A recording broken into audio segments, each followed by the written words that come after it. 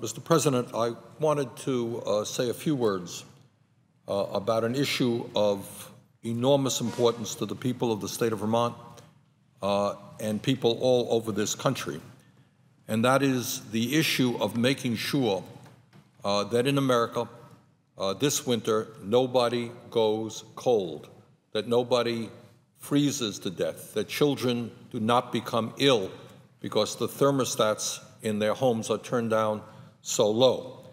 And the issue that I am talking about is to ask for support for legislation that is being introduced by Senator Jack Reed of Rhode Island and Senator Olympia Snowe of Maine, which would level fund the LIHEAP program at $4.7 billion. And as most of my colleagues know, the LIHEAP program is the Low-Income Heating Energy Assistance Program.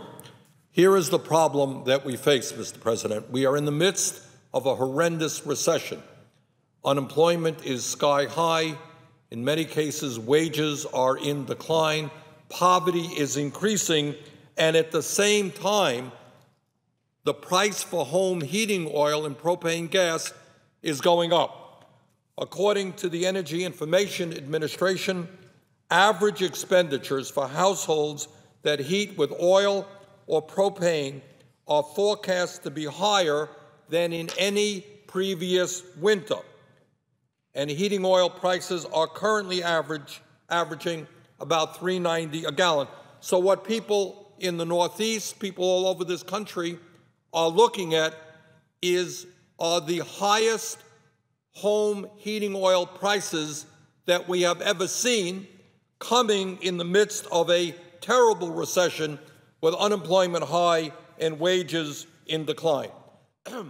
In the state of Vermont, heating oil prices are already 34% higher than they were at the same time last year.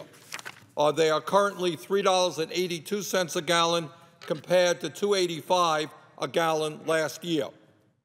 And what is happening is that because of cuts, significant cuts in LIHEAP funding, the average LIHEAP benefit in Vermont is 45% less this year than it was last year. That is $474 per family as opposed to $866 last year. Mr. President, one of the things that has got to be understood about LIHEAP is that nearly 80% of funding from this program goes to our citizens who are elderly, families with preschool kids, and the disabled. So the people who benefit from this program are some of the most vulnerable people in our country. 80% of the funding, once again, goes to senior citizens, families with preschool children, young children, and people who are dealing with disabilities. Mr. President, it is not uncommon in the state of Vermont and in other states for the temperature to drop to 10 below zero, 20 below zero in the wintertime. And when people do not have enough funds to heat their homes or their apartments, serious problems arise. What I want to do, Mr. President, is just to take a moment to read you some comments that my office has received from Vermonters all over the state who are trying desperately to stay warm this winter. Josie Crosby, who is 81 years of age, who lives in Brattleboro, Vermont, said, this is what she said, "We will have money for one more tank. After that, I don't know." End of quote. That is a woman, 81 years of age, has money for one more tank of oil. After that, she's not sure how she stays warm in the winter. A 48-year-old Vermonter from Orleans County in the northern part of our state wrote, and I quote, "I was able to get 100 gallons of fuel last week, and for that I'm grateful. The struggle begins now on how to stretch that fuel as long as possible. I had to buy a portable electric heater to keep halfway warm while waiting for fuel assistance. I don't even want to know how high my electric bill will be. I am an honorably discharged disabled veteran and have limited funds. I have already slashed my food bill, so what goes next? My meds, my electric service, my home. And that is from a disabled vet in the northern part of the state of Vermont. A 59-year-old woman in central Vermont writes, and I quote, "I have been keeping my thermostat as low as I can almost tolerate. I bundle up in the house with several sweaters and even a coat and hat at times. When company arrives, I'm embarrassed at how ridiculous I probably appear. I am just barely squeaking through each month. I have made cuts everywhere possible, including food." End of quote. Wendy Raven from Whittingham, Vermont writes, she is 62 years of age, "I had to drag my bed out of my bedroom and put it in the living room, then close off the bedroom for the winter. I will have to eat even less than I do now in order to pay my fuel bills.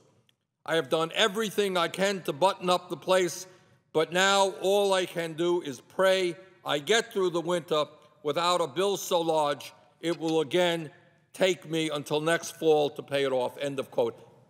Is that where we are in the United States of America, that we force people to live under those conditions? A 31-year-old woman from Bennington, Vermont writes, and I quote, "We are now trying to stay warm by scrapping up enough for a gallon or two of heating oil a week and keeping the thermostat down very low.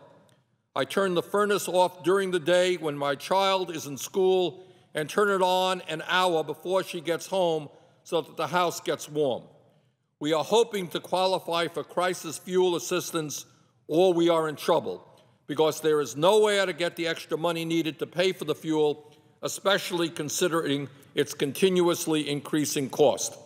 We have to choose what bills to pay each month and what ones not to pay in order to put food on the table." So, Mr. President, in this great nation, in the midst of a recession, in the midst of high unemployment, in the midst of growing poverty, we as a United States Senate must be very clear. Nobody in this country is going to go cold this winter. We are not going to pick up a paper in Maine or Rhode Island or Vermont or North Dakota and read that some senior citizen was found frozen to death. That is not what we are going to allow.